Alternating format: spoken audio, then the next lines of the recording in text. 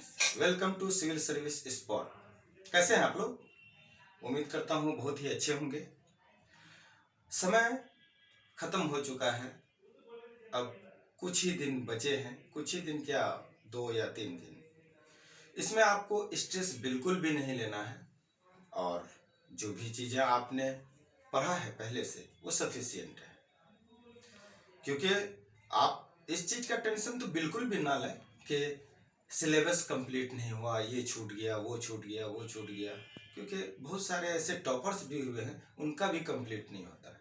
जितना आपका कंप्लीट है उसी को सफिशिएंट समझें, उसी उसी को अपने लिए बेहतर समझें, उसी से बेस्ट करने की कोशिश करें। अभी जो भी समय है इसमें टेंशन तो बिल्कुल भी ना लें, सबको इग्नोर करें और कूल जहाँ तक रह सकते हैं रहें। अपने आप में जॉली मूड में रहें, अपने आप को जज करें कि कहाँ से हमारा टेस्ट बनाने में ज़्यादा क्वेश्चन गलत होता था, उस पोर्शन को आप रिवीजन करें।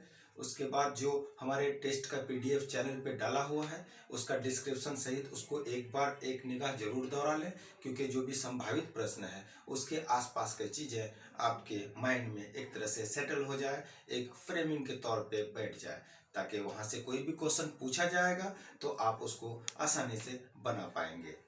और दूसरी चीज़ के समय से आप लोग सेंटर पे पहुँचे, उसके बाद अंदर जब आप इन कर जाते हैं आपको क्वेश्चंस पेपर मिलता है तो उसका इंस्ट्रक्शन को पढ़ें। और उसमें इस बार नेगेटिव रखा गया है, आप लोग को पता ही होगा। नेगेटिव 4 क्वेश्चन अगर आप गलत करते हैं तो एक आपका सही क्वेश्चन माइनस हो जाता है और एक क्वेश्चन रिजल्ट्स के लिए बहुत मायने रखता है। तो इस वजह से आप क्वेश्चन को जब सॉल्व करें तो क्वेश्चन को सॉल्व करने के लिए 3 अटेम्प्ट में आपको बांट देना है। फर्स्ट अटेम्प्ट में आपको 100% जो श्योर है उसको बनाना है, सेकेंड अटेम्प्ट में 50-50 और थर्ड अटेम्प्ट में आप विचार करें, टाइम लगाएं या रिस्क लें। लेकिन फर्स्ट अटेम्प्ट में आप अगर 90-95 क्रॉस कर चुके हैं, 50-50 फिर बना लिए, आप 100 के आसपास चले गए, नहीं भी अगर 95 प्लस हैं तो आप सेफ जोन में हैं। उसके बाद आप रिस्क ना लें।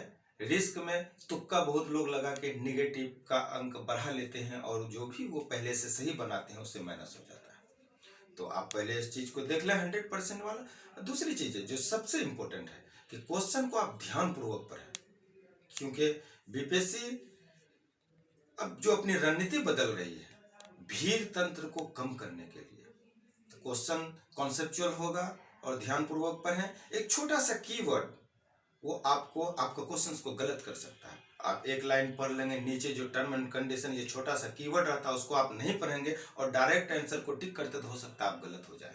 कारण कि आपको लास्ट में उस पर ध्यान देना होगा, क्या सत्य है, सत्य नहीं है, असत्य नहीं है, असत्य है, दोनों में अंतर है, असत्य है, असत्य नहीं है, सत्य है, सत्य नहीं है।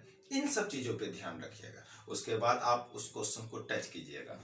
दूसरी चीज़ है कि आप एक चीज़ तो ध्यान में रख लीजिए, आपको कोई मित्र, कोई सगा संबंधी काम नहीं आएगा, इसलिए किसी को सोचना ही नहीं है, किसी का टेंशन दिमाग पे लेना ही नहीं है, स्ट्रेस तो बिल्कुल भी नहीं लेना है। आपने क्या किया क्या नहीं उसको एकदम छोड़ देना है, जो किया बहुत किया, अपने आप में परिपूर्ण है, इतना आप मान के चलें।